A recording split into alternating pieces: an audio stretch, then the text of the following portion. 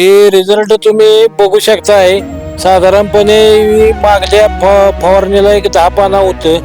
यांचं आता फवारणी जी केली याचा एवढा फरक जवळजवळ 30-35 पानावर ही सोयाबीन चांगल्या पद्धतीने आलेलं आहे. माझे नाव दत्ताजी रामराव पाटील, गाव तांबवे, तालुका वावा, जिल्हा सांगली. मी सोयाबीन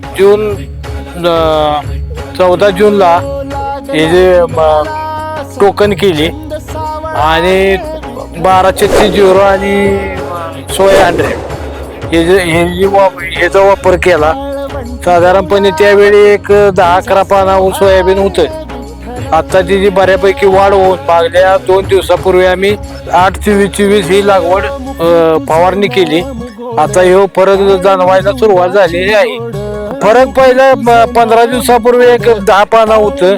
फवारणी केल्यापासून 20-25 पानावर सोयाबीन बऱ्यापैकी वाढ झालेली आहे. फुटवा बऱ्यापैकी आता साधारणपणे फुलात सोयाबीन यायला चालू झालेला आहे.